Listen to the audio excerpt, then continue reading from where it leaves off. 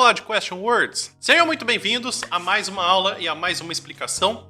E hoje eu vou passar para vocês algumas instruções, não só para vocês poderem saber como se montam perguntas com as palavras que são de question words no inglês, mas também você entender como que você usa o verbo to be em perguntas também. Você pode chamar de palavras inquisidoras, ou você também pode chamar de pronomes interrogativos. Os question words são palavras que você coloca no começo de uma frase que vão procurar um tipo de informação específica em uma pergunta. Quando a gente for falar um pouco mais de outros tempos verbais, você vai perceber que a gente usa o do no começo da frase, o did no começo da frase, para poder perguntar alguma coisa específica. Só que perceba que esses tipos de perguntas são respostas de sim ou não. O question word ele procura uma informação específica. Só para poder dar um exemplo. Se eu pergunto, do you speak English? Se você fala inglês, só existem dois tipos de resposta. Ou sim ou não. Enquanto você pergunta, what languages do you speak? Que línguas você fala? Eu posso não ter só a resposta de sim e não. Tanto é que é diferente você responder sim e não. Mas você responde as línguas que a pessoa fala, então você tem uma informação específica sendo perguntada. E geralmente essas palavras substituem algum tipo de informação que vai ser colocado na resposta. Então toda vez que você quiser algum tipo de informação, você vai conseguir achar ela na resposta com só a palavra aparecendo como uma resposta para você inserir na frase, ou pode ser que a pessoa repita toda a frase com a palavra que você estava perguntando. Os question words são who, que significa quem, que você vai utilizar para quando você pergunta de uma pessoa que faz aquela ação. Como você pode perguntar, who is your teacher? Quem é seu professor? O whom, ele já é utilizado mais na situação de que você fala de pessoas, mas que sofrem a ação. O who você pode utilizar também para pessoas que sofrem a ação.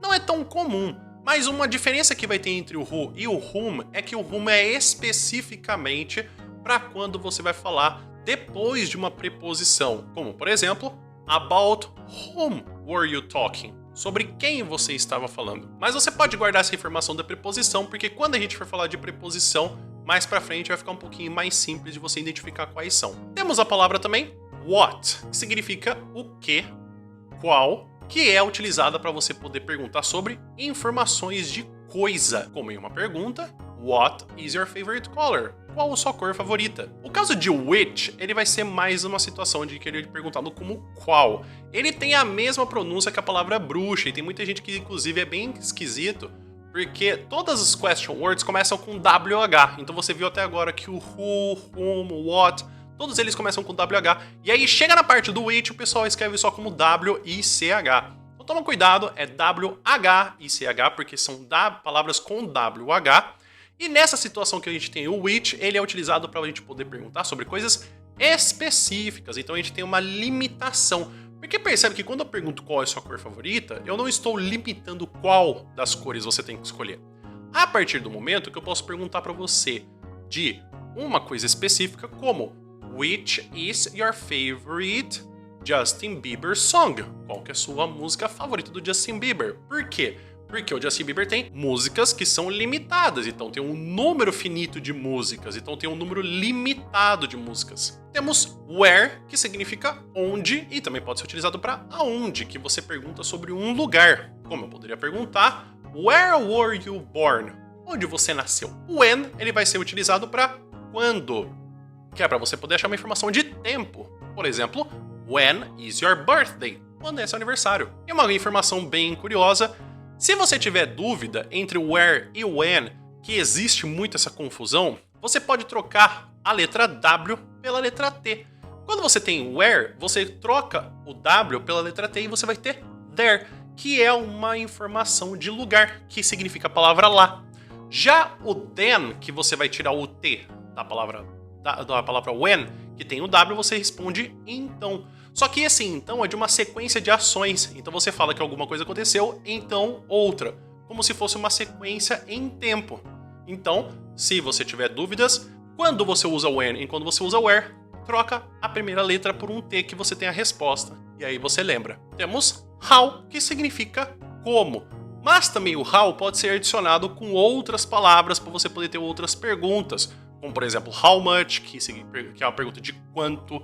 Nós podemos também ter how long, que significa quanto tempo. Temos também how often, que é com que frequência. E se você percebeu nessas perguntas, toda vez que a gente vai utilizar o verbo to be em uma pergunta, nós utilizamos o verbo to be em uma posição contrária. Então isso significa que toda vez que a gente tiver o verbo to be vem primeiro do que o pronome. Então, por exemplo, se eu estou utilizando o eu sou, em vez de eu falar I am, eu vou falar am I.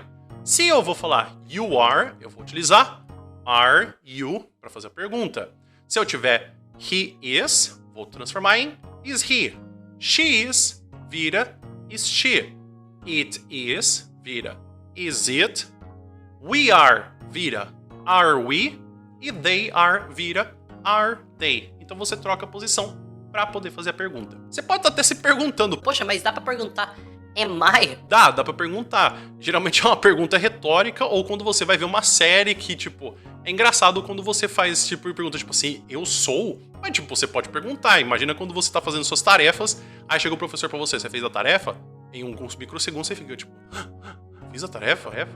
E se eu fiz a tarefa, você tá perguntando pra você mesmo.